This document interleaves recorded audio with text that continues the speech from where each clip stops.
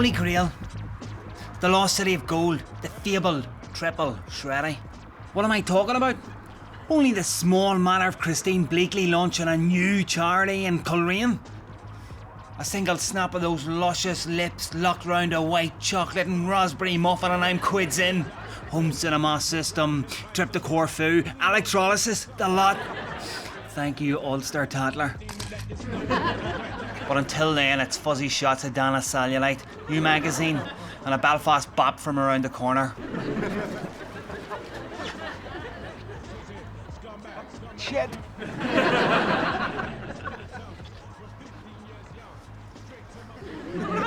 Bang goes the bop.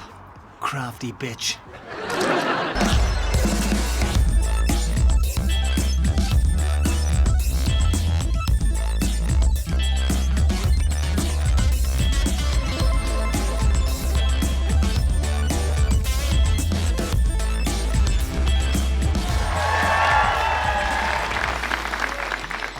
There's stuff that'll happen in the city that just won't happen in the country. Like, you'll never ever get mugged in the country.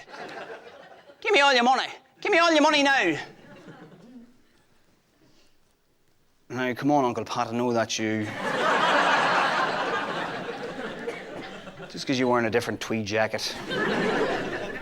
But down that pipe, Uncle Pat, it's not a gun, you're fooling nobody there. Bit of advice, Uncle Pat, if you ever try this again, it's tights that were on your head. Can't see through underpants. Now, the reason why I say this is because within a week of me actually moving to Belfast, some wee spidey fella tried to mug me. Now, whenever I say he tried to mug me, he eventually shit himself and ran off after I told him that I worked for Social Security and anything that he got from me would be deducted from his incapacity benefit.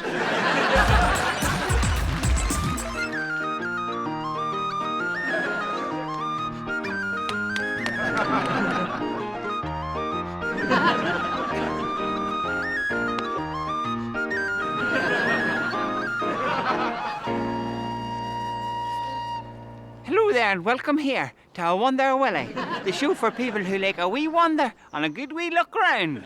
Well, I could stay all day here and talk to the twins, but it's a long I'll wander down to the river and I better be off.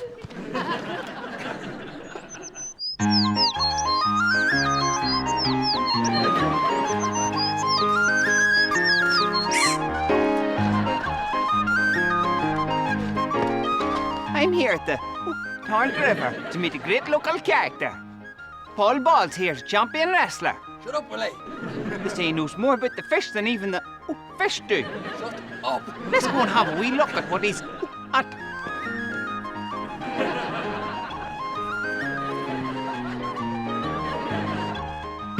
Paul was just telling me that in the year 1942, a travelling salesman tried to hypnotise a herd of cattle here had caused a fire. People think that fish are stupid, Willie. They're not. 47 people on the stray. They can smell you, Willie. They know what you're up to.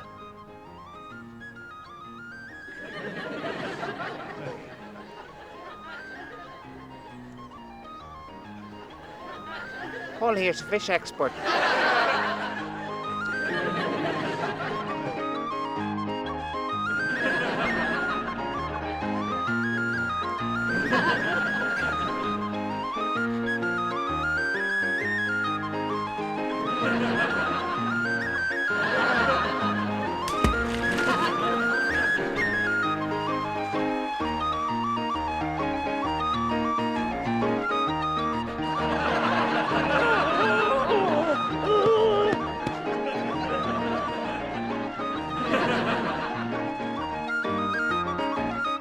We've been here for 3 minutes now, and I can't help but think that there might not be any fish in there at all.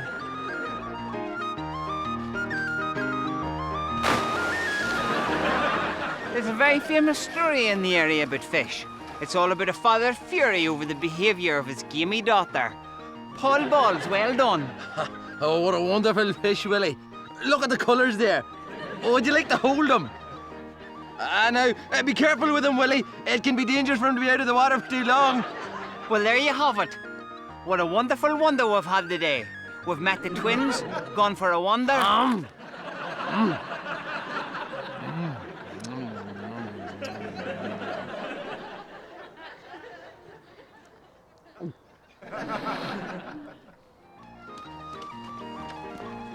Clayton's got some characters, that's for sure.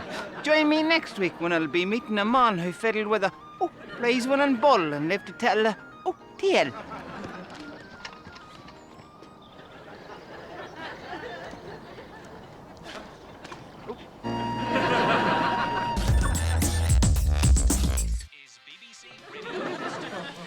Hello, Mrs. Griffin. Brian Everest from Everston Son Funeral Home. I see that you've made a request for a floral arrangement to read the word Dad, D-A-D, in the hearse. Now, although you called him Dad, it strikes me that there might be something with a bit more gravitas. You know, something like father, or even paterfamilias. It's Latin, you know. Nice and churchy. You have a think about it. And while you're doing that, Mrs. Griffin, well, I've noticed that you have been bereaved quite a lot lately. This is the third funeral this year, is it not? Yes, terrible. However, I think at this stage, Mrs. Griffin, you could do a lot worse than joining our frequent dyer scheme. Yes, frequent dyer.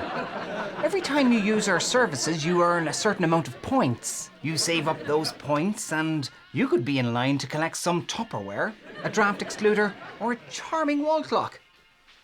I'll send out the catalogue. Okay, will do, Mrs. Griffin. Okay, bye. Bye. Bye. Yes.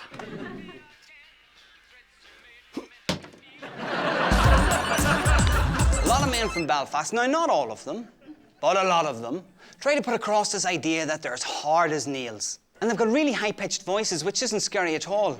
In fact, the angrier they get, the higher it goes, until it becomes completely inaudible, like another language, and then only dogs can hear them. Whereas Belfast women are completely opposite because they've got really, really deep voices. All right, Shandies.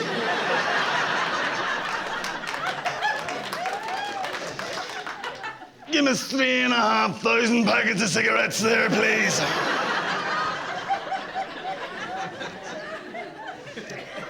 Pocahontas McGinty, it's yourself. Them's beautiful pajamas you're wearing there, love. Lovely slippers, are they new? Ah, these are good going down to the shop slippers.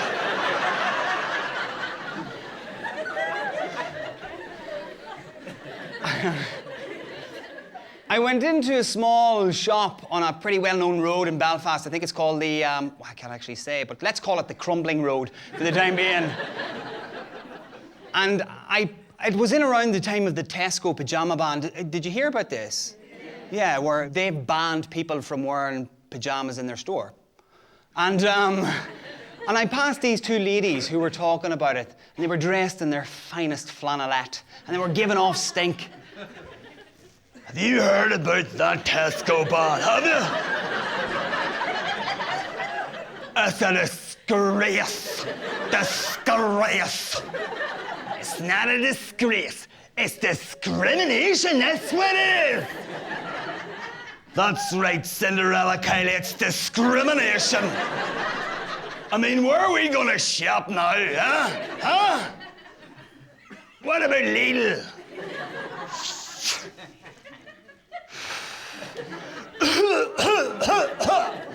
Lidl! I've a bit of respect for myself, you know.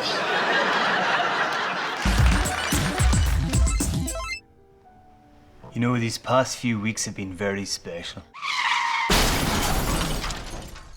You're such a generous man, David. You know, I feel like this could be the start of something. Sorry, love. Somebody's left the avocado stone on my avocado, cuttlefish and mango salad. Here you are, love. Put it here. Someone could choke on that. Anyway, as I was saying, I have really high hopes for you and I, David. You know, it's amazing how relaxed I am with you. I can't wait to see what's around the next corner. You know, since we met at that emergency room, life just keeps throwing up these chances.